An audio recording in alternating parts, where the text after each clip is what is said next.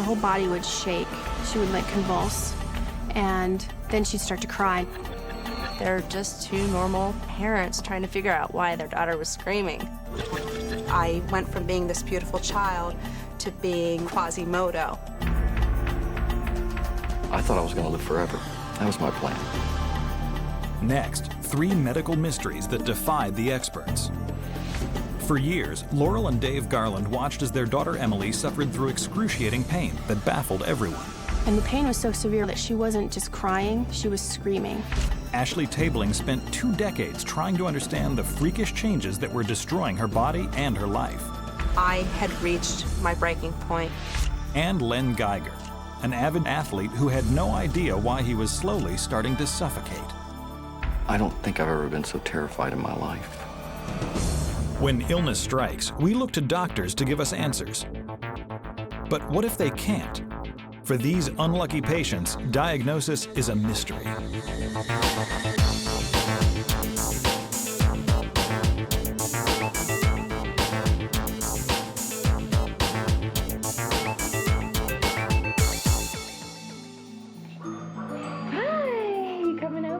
For the first few years of her life, Emily Garland was the picture of health and happiness.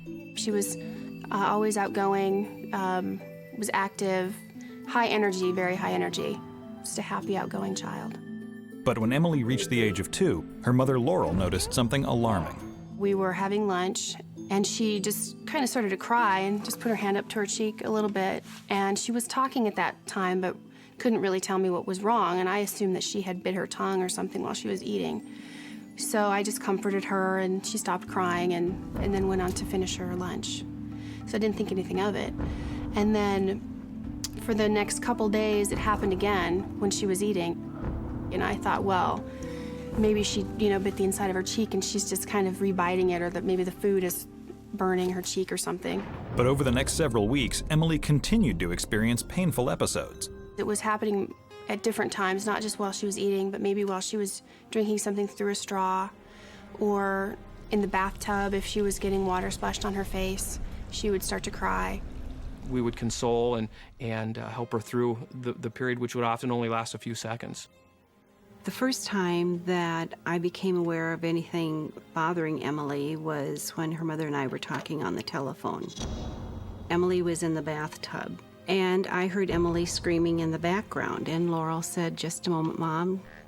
Laurel came back to the phone and said, "Well, gee, that was strange, but she must have bitten her cheek."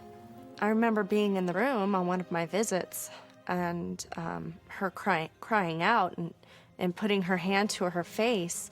And Lori said, "Oh, honey, did you bite your cheek again?" And Emily would nod, yes. I think she just didn't understand what her mommy was asking her. All she knew is that she had pain, and her mother was acknowledging that she had pain. And Lori said, she keeps biting her cheek. I don't know what to think about it. It's very strange. She keeps doing it. I would look inside to see if there was a sore on her tongue, or if there was something on her cheek that you could see, and there was never anything there. Thinking it might be a toothache, Laurel took Emily to the dentist. But after a full exam, the dentist found nothing out of the ordinary. I'd asked him, well, should we do x-rays to make sure? And he said no. He said he didn't need to because he could see that her teeth were fine. He said that if she had a cavity that was bad enough to be causing pain, that he would be able to see it, and he couldn't. So we kind of went away with no answer. I think Laurel may have thought that there's something more going on than myself. I just tended to think, well, she's biting her tongue, or it's going to pass. I think that's a lot of fathers' attitudes with a lot of things is, it's going to pass, we don't need to do anything. But as the months passed, Emily's mysterious episodes began erupting with increasing intensity. Laurel was getting scared. She would have episodes when we were changing her clothes, like pulling her shirt up over her head, or if the wind would blow her hair against her face, or if she was just running sometimes and just her body jostling as she ran, she would just stop short and start to cry. We never saw any warnings. It would just happen. The pain would just start instantly, and it was intense instantly. Her whole body would shake. She would like convulse, and then she'd start to cry, and she'd put her hand up to her mouth. She'd go like this, and her hand would bounce. I remember because she wanted to put her hand on her face, but she didn't dare put her hand on her face. And she'd be like, you know, and then it'd be gone, and then she'd stop. And she'd talk like this. It was very sad. When the pain subsided, she would resume whatever was going on before it started. We were just stumped. I mean, we would talk to each other and say, well, what if it's this, or what if it's that? It was just confusion. We didn't know what to think. Frustrated and lost, Laurel decided to take Emily to a new pediatrician. And of course, Emily was fine during the doctor's visit. She had no symptoms. She was happy-go-lucky. Everything was great. And so the only thing the pediatrician had to go on was what I was telling her. And the only thing she could think of was that maybe Emily had stones in her salivary gland, which I had never heard of, but she said that you can get stones there just like you do in your gallbladder, and that it's very painful. The pediatrician referred them to an ear, nose, and throat specialist. He did a visual exam of her face and looked inside her mouth and felt around her cheek and said that she didn't have stones and that he didn't really have any idea what it could be. I knew there was a problem, and it just didn't feel like I was getting a response. Then, to Laurel and Dave's surprise, the pain went away for a few weeks. But by the time Emily turned 4, it was back again with a vengeance. The pain episodes became much longer in length. Initially, they were a couple seconds typically, and they were now approaching maybe 10 to 15 seconds. It was like she was being struck with electricity. You'd see her body and her face starting to shake, and her eyes would get real big, and you knew that it was coming.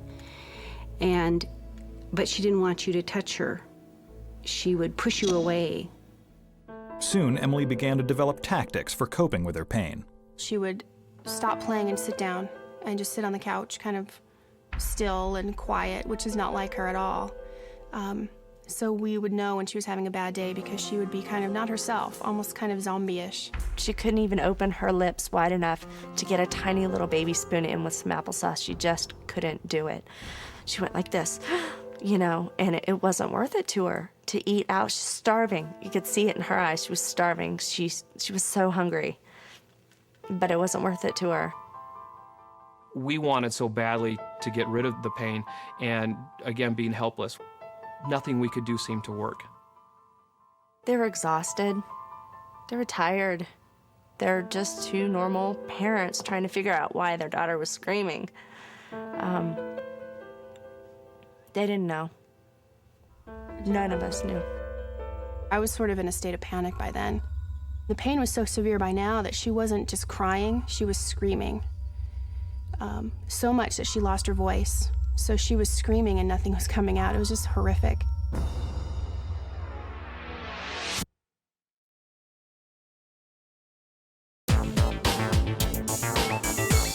Since the age of 2, Laurel and Dave Garland's daughter Emily has been experiencing mysterious episodes of pain in her cheek. Now at age 4, Emily's condition is getting worse, and the Garlands are at their wits' end. Hoping for an answer, they take Emily back to the pediatrician, but instead of a diagnosis, they get a surprise. She said that she thought that maybe Emily was faking it to get attention. It was discouraging at first, but it sounded like as real of a possibility as any other possibility we'd been given. And Emily always likes to be the center of attention, so it wasn't that far-fetched to us. So Laurel and Dave tried to break Emily of what they thought might just be a ploy for attention. So what we did for several weeks was we would ignore it when she would start to cry. If she would tell us, my cheek's hurting, we would say, no, the doctor said there's nothing wrong with your cheek. But then something happened that told the Garlands that it was real. She started waking up in the middle of the night, crying. Little girl looking for attention is not going to scream out in the middle of the night. It didn't make sense. It didn't make any sense at all. Laurel and I decided this is not a kid who's looking for mom and dad to come rub their back. When we realized that she wasn't faking it and that we had treated her that way for so long, it was just a horrible feeling of guilt. Lori said, I can't believe that I punished her for having that cheek pain. She goes, I don't think I'll ever forgive myself for that. Desperate, Laurel was ready to try anything. I was kind of at the end of my rope. I didn't know who to take her to, so I just opened up the yellow pages and looked for a pediatric dentist, and that's where I took her, and that was Dr. Highshaw. When I came in and saw Emily, Laurel was standing by her, coaxing her just to, sit in the chair, but she was very delightful. She wasn't running around all over the place. Laurel was just wanting to find out what was the cause. She was still very calm, but you could sense the anxiousness in her. She was great with Emily. She has such a sunny personality, and she's great with kids. She was sort of the first doctor who really sort of committed to helping us find out what was going on. Starting at the beginning, Laurel walked Dr. Highshaw through all the strange symptoms Emily had experienced over the past 2 years. What was going through my head was, this is something that is not dental related. But the description of the sharp pain on one side of the cheek, my thoughts were going to that this must be neurological in origin. My theory was that this could be trigeminal neuralgia. The only thing was she was a 4-year-old child, and this is just very uncommon. And I'd never heard of that before, and I said, "What did you say?" Trigeminal neuralgia, or TN, is a disorder that doctors believe is triggered by the compression of the trigeminal nerve located in the brain. When the nerve is compressed, it sends bolts of intense electric shock-like pain into the face, where the branches of the nerve extend. Immediately, Dr. Highshaw said, she mentioned the words research, she mentioned let me get back to you. She didn't have an answer right there, but she was the first person that said we need to figure out what's going on here. And that, at that point, was awesome, it was incredible. I remember feeling very relieved just to hear something mentioned as far as a specific condition. They had this huge sense of relief that they had finally found somebody who cared, somebody who actually could possibly have a diagnosis.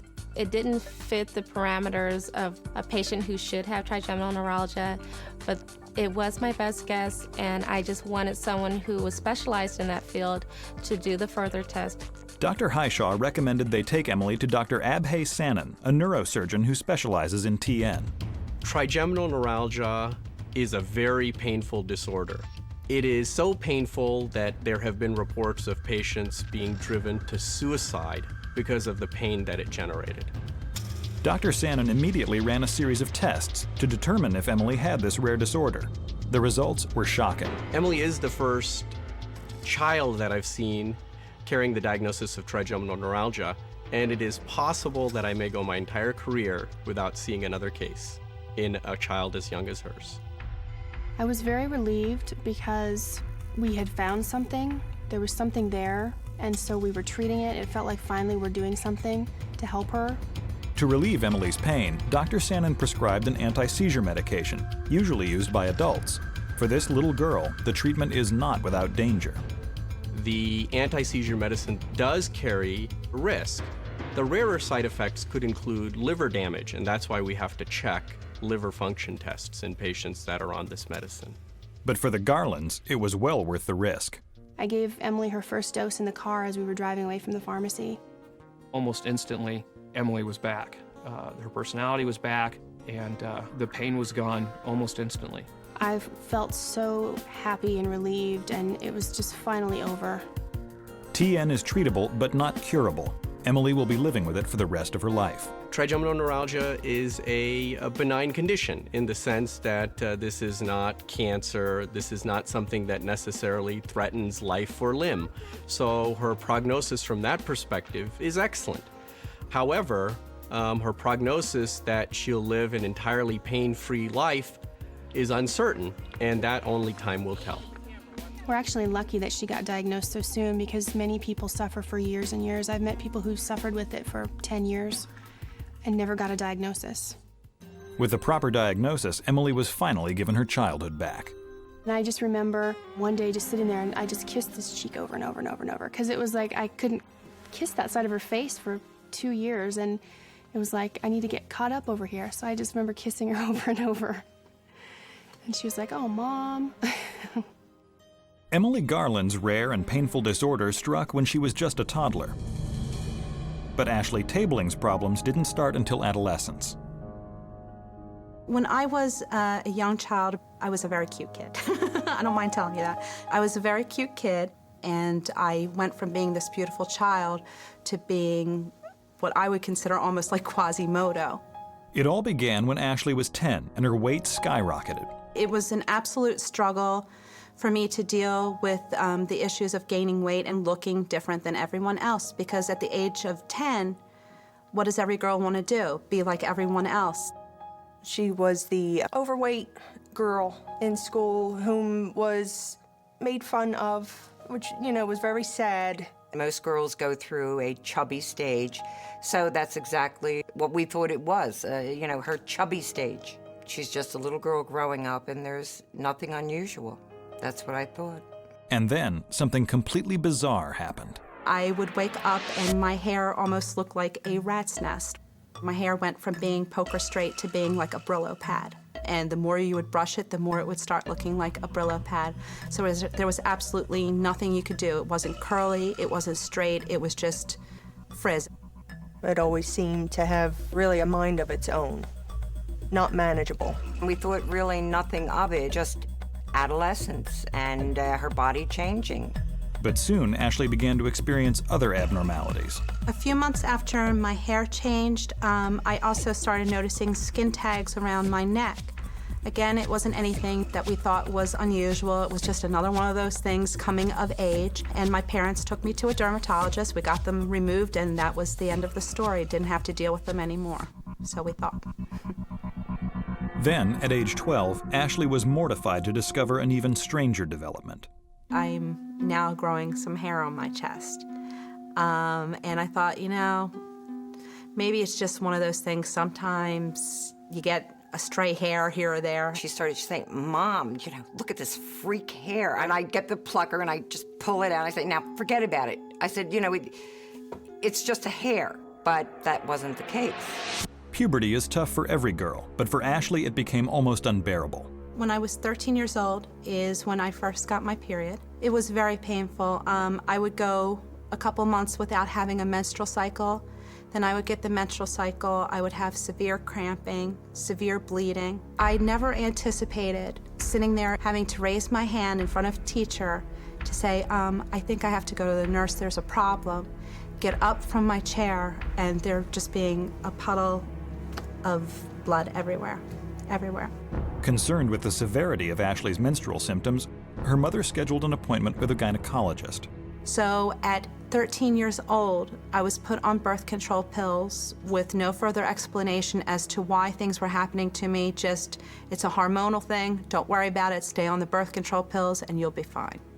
Something was strange.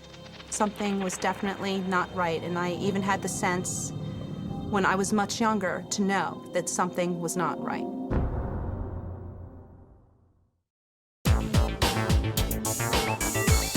Since the age of 10, Ashley Tabling has been suffering from strange symptoms that were wreaking havoc with her body and her self-esteem. Now a gynecologist has put her on birth control pills to manage her excruciating menstrual cycle. At first it seemed to work, and her other symptoms began to disappear. We got rid of the skin tags, the hair started looking better, then everybody thought, hey, look, the doctors were right on the money, and it was a hormonal thing, and she's getting older. So, you know what? She's got a little bit of a weight problem, and we'll just have to deal with that. That's just one more hurdle to get over, and after we get over that, everything is going to be fine. But it was far from fine. At 16, Ashley ballooned to almost 200 pounds. She would get teased, and her feelings would get hurt. And, you know, that hurt me. My father would say to me, you know, sometimes people have a hard time dealing with losing weight on their own, so I cut this out for you, an article about a weight loss camp, and maybe what you need is just a little help, a little bit of direction. So I took the opportunity that was handed to me, and I went to weight loss camp. So to certain people, we're like, oh, she's away at drama camp. It's embarrassing. You don't want to tell people, yeah, I'm at the fat farm. Embarrassing though it was, Ashley gave it a shot. We would wake up every morning and they would have the meals made for us, and then we would go through aerobic workouts. You know, we would play all the same games that everyone played at camp, and you really didn't even notice that you were there to lose weight. And it seemed to work. Visiting day, I drove up with her parents and her sister and brother-in-law. She had muscle tone. She had lost weight, and with those things combined, she looked the best I had ever seen her. I lost close to 60 pounds when I was at camp. I remember my parents coming up on Visitor's Day to visit me. They didn't even recognize me. I had to go, Mom, it's me. We picked her up. She was so gorgeous. and so thin. After going there, being so heavy and so unhappy with herself and so depressed, and I see this bubbly, thin, beautiful girl. See, I'm crying. Every time I think of that story, I cry. For a while, it looked like the healthy eating and exercise habits that Ashley learned at camp had done the trick. But Ashley soon realized the fight had only just begun. When I came back from weight loss camp, it was a constant battle to keep the weight off. Through her college years and into her 20s, Ashley's battle with her weight continued. I would have points where I got extremely heavy, and then I would lose all the weight again. That, I think, was one of the strangest things of all, is that, you know, I would gain weight quickly, but then in the same turn, it would come off like water. It was like, you know, up and down. It was like a Richter scale. It was crazy. We never knew for every 6 months what closet we were going to be taking clothes out of. I may not have known that there was something seriously wrong with me, but I knew something wasn't right. Ashley did her best to live a normal life. In 1996, she married John Tabling. 3 years later, they decided to take the next step. My husband took me out to dinner New Year's Eve, 1999. He said, I think it's time to have kids. I said, what did you just say? You're kidding me, right? After being on birth control pills for 17 years, I threw them away. It was a decision that would prove devastating for Ashley. After I stopped taking the birth control pills, I noticed I still didn't have a menstrual cycle. We've been actively trying to have kids, but nothing's happening. I took pregnancy tests, I'm not pregnant. Another month goes by, another 2 months goes by. Not only do I not have a menstrual cycle, but I had put on significant, and when I say significant, I'm not talking 20 pounds. I'm talking close to 100 pounds in weight within a 3-month period. It was as if somebody had pumped her up with steroids. Incredible. I started to notice hair on my chin. Having to deal with having a beard, that's really scary, really scary. After the hair appeared, I was then dealing with acne. I was having these breakouts that I could not control. And then after the acne, I started noticing I had skin tags again. And then I started getting dark patches on my arms, under my knees, even under my lip. It looked like I had bruises, and no matter how much I would sit there and scrub and scrub and scrub, it wouldn't come off. It's just like everything hit at once with a vengeance. And at that point, Ashley and I both realized that, you know, this is it. Something has got to be done, and we have to find out what's wrong with you. Desperate for answers, Ashley made an appointment with her physician. You know, I said, I don't get it. I said I went off the birth control pill, and then all of a sudden, all of this stuff started happening to me. You know something? There's nothing wrong with you. It's your hormones. You had a problem before you went on the birth control pill. You just went off the birth control pill. It's everything evening itself out again. I had reached my breaking point. I was pissed. Then in January 2000, just when Ashley had reached her wit's end, she found Dr. Mark Harwood. When I walked in, I was a little taken back because he was very young, and I'm like, oh my goodness, fresh meat right out of school. Am I talking to the right person? Maybe I wanted somebody just a little bit older. What I remember was the frustration that she experienced, and it sounded as if she had been through the mill, so to speak. I said, you are gonna think that I am a total nut, but I'm just gonna tell you like it is, and then you can tell me to either go my merry way or that there's something wrong with me. My usual lead-in question is just, tell me your story. And then she told me kind of what she had been through. I went to the back and looked at a textbook, and basically, you know, there could have been a picture of Ashley next to polycystic ovary syndrome. I basically photocopied it for her, brought it in, and said, this is what I think is going on. I'm not 100% sure, but we'll run some tests and we'll learn about this together. In polycystic ovarian syndrome, or PCOS, excess insulin causes the ovaries to produce large amounts of the male hormone testosterone, which stimulates the growth of cysts in the ovaries and leads to weight gain, excessive body hair, and irregular periods. The exact cause is unknown, but doctors think it may be hereditary. When I found out what was going on with me, it was bittersweet. I had a name to it. I knew that there was some sort of solution. You're faced with the fact that yes, you have a syndrome, and yes, there are some physical abnormalities as a result of the syndrome. Having to deal with them does a number on your head. Though her physical ailments had caused her so much grief, the symptom she couldn't see was the most unbearable. He said that a lot of women that have polycystic ovary syndrome have problems with infertility. And I think my heart dropped into my stomach when he said that. Because for as long as I can remember, the one thing that I wanted more than anything else in my life was to be a mother. I really didn't know whether or not she was going to be able to have children. My head was spinning. I didn't know what to do. I didn't know what to say. It was just a really crazy, difficult time.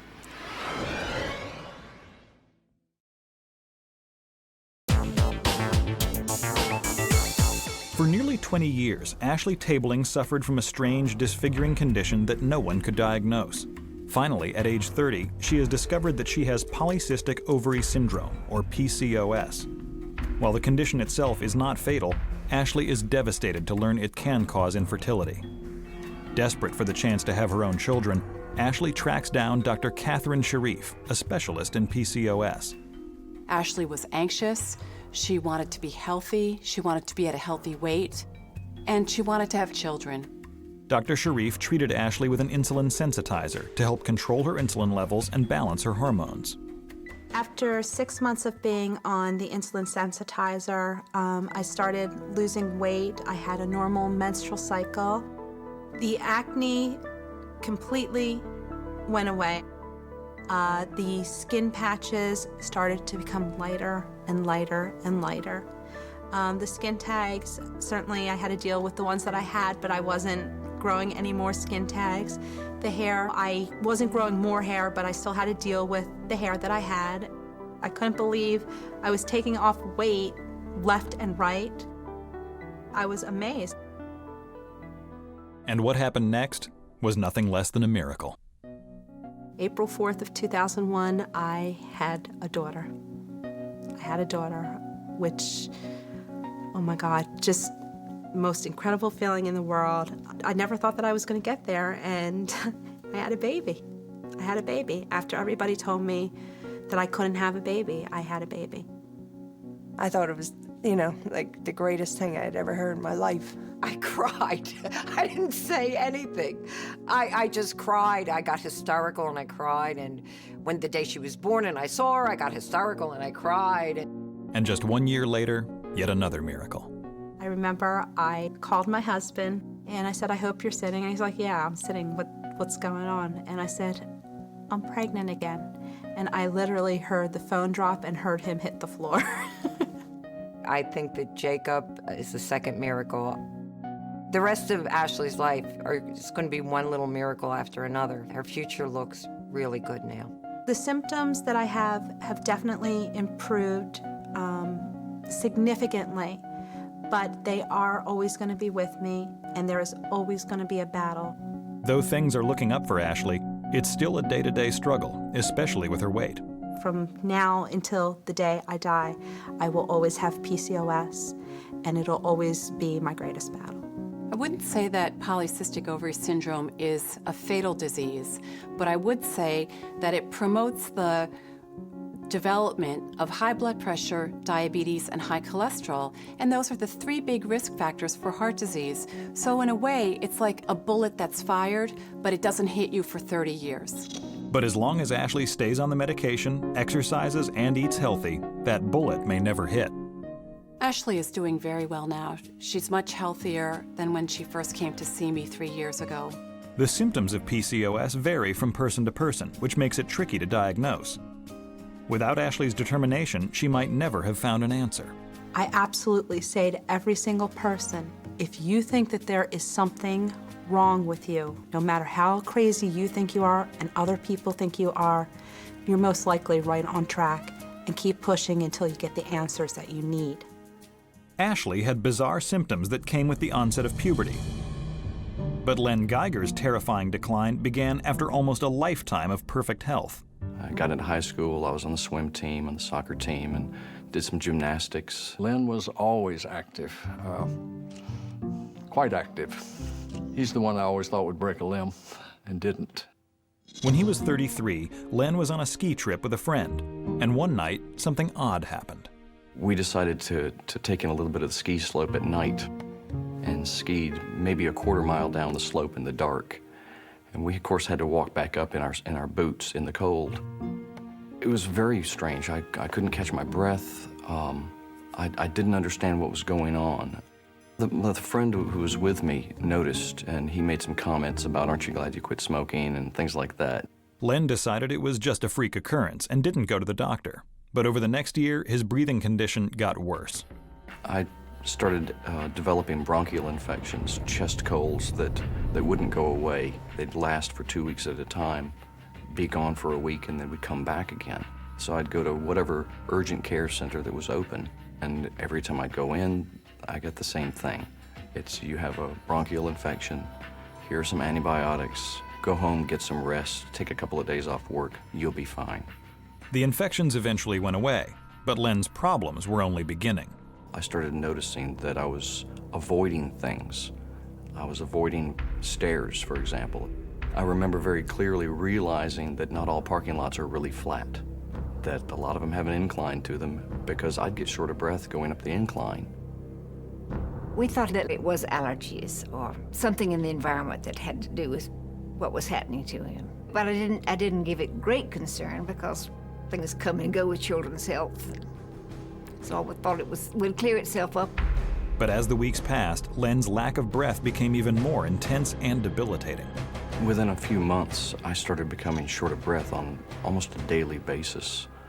And that's when I really realized that there is something wrong. I didn't know what it was. I didn't know if I wanted to know what it was, but I knew there was something going on. I began to get scared.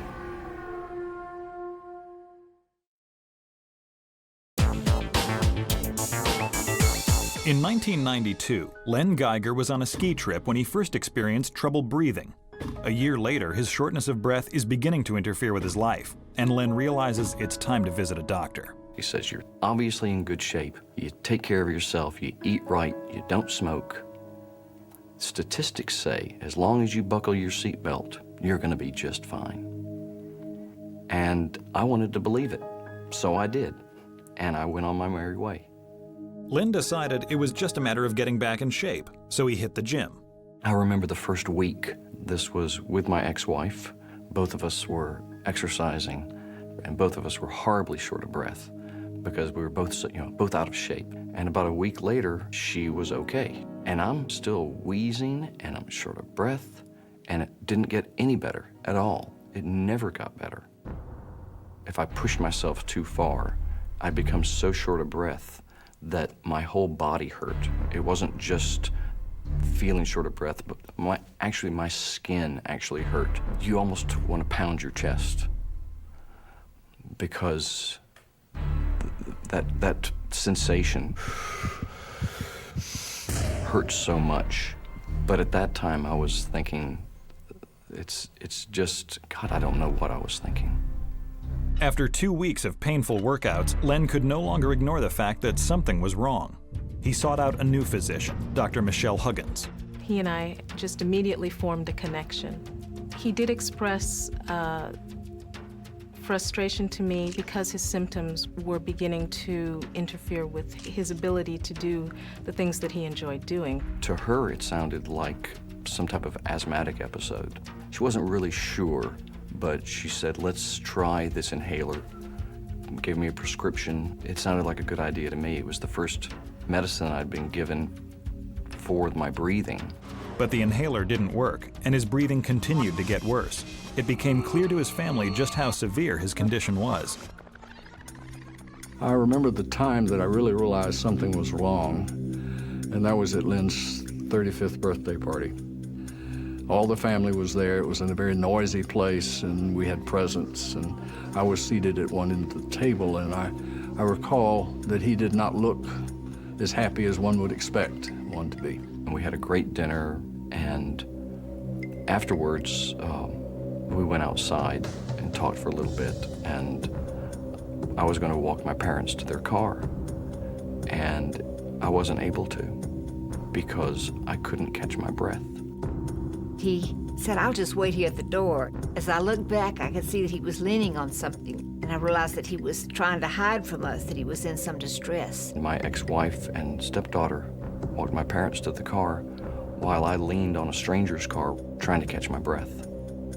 When I looked at him and saw the expression in his eyes, I was afraid. If you take a drinking straw, put it in your mouth, pinch your nose shut, breathe only through the straw, and try and climb up and down a flight of stairs. That's what it feels like. It freaked me out. And it brought it home to us so hard, we realized how very real and how very, very troubling it was. Everybody had seen this. There was no denying at this time. There's something going on. I don't think I've ever been so terrified in my life. I called back my new doctor, Dr. Huggins, told them that I wanted an appointment for that day. And the nurses asked, "What's the nature of the visit?" And I said, "I want to know why I can't breathe, and I want to know now." When he walked into the office, he appeared somewhat frustrated due to the fact that his symptoms had worsened. She took it seriously. She listened to what I said, and she responded. I decided to go on to order a chest x-ray, primarily to make sure that there was nothing else there that we might be missing. But then, Dr. Huggins decided to order one more test. What she wanted to do was to rule out this rare genetic disease that she just knew that I didn't have. I don't really recall if she even told me what the name of the disease was. Len didn't give the test a second thought, but 2 weeks later, he was surprised by a phone call. I was standing in my kitchen, wearing a suit, and it was Dr. Huggins on the telephone. And she called to let me know that the results had come in for my test. And then Len heard the words that would change his life forever. It turned out that that rare genetic lung disease that she was ruling out was my actual diagnosis. And it was a complicated name. It was very difficult for me to call him and let him know that he did indeed have alpha-1 antitrypsin deficiency. Alpha-1 antitrypsin deficiency, or genetic emphysema, is a potentially fatal disorder in which the body doesn't produce enough alpha-1 antitrypsin protein. When the lungs do not have enough of this protein, enzymes destroy the lung tissue, making it difficult for the person to breathe. While fewer than 10,000 Americans have been diagnosed with the disease, doctors believe the occurrence is much higher.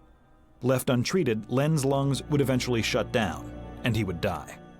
He was sad. We may even have exchanged a tear or two. Being told that that you're not going to live a normal life, being told that you're not going to live a normal lifespan. I thought I was going to live forever. That was my plan. Hoping to reverse Len's downward spiral, Dr. Huggins referred him to a pulmonologist, Dr. Robert Schreiner.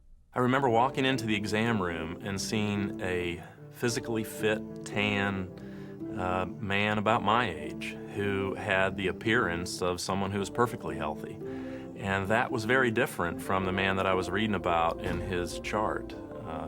The man in the chart was very ill. In an attempt to slow the progression of the disease, Dr. Schreiner put Len on a weekly dose of the protein he was missing. But everyone knew that the only way Len could avoid a slow death by suffocation would be a double lung transplant, and the odds of finding a match were slim. There's no doubt that the clock was ticking in Len's case. There have been times where patients passed away while waiting for their lung transplant to arrive. I didn't have my health. I had lost my family. I'd gone through a divorce.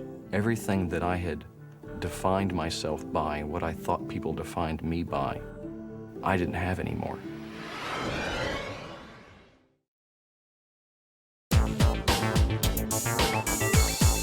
After being diagnosed with a fatal lung disease, the only thing that can save Len Geiger's life is a double lung transplant. He is on a transplant list, but every day he waits brings him closer to death's door. Len didn't have much time left. He was close to this disease taking his life. I became depressed to the point where I was on antidepressants for a while, and we were honestly fearing for my life at that time. He couldn't turn over with oxygen in the bed without being short of breath. He couldn't talk and breathe at the same time, hardly. We knew that time was running out. Then in 2001, with the clock ticking down, Len received a phone call he will never forget. The woman on the other line explained that she was a transplant nurse from the University of Virginia, and that they thought that they had a pair of lungs for me and wanted to make sure that I was well enough to do this. And I said, "Can you give me a moment?" And she said, "Yeah, take a minute." And I thought and said, "You know, these last 6 months have hardly been worth living. Yeah, I'm ready." I called my parents, said, "Pack a bag, it's time, let's go." Racing to the hospital, Len knew that this transplant was his last chance for survival. The next thing I knew, I was in an operating room, and the anesthesiologist looked down at me and he said, "Are you ready?"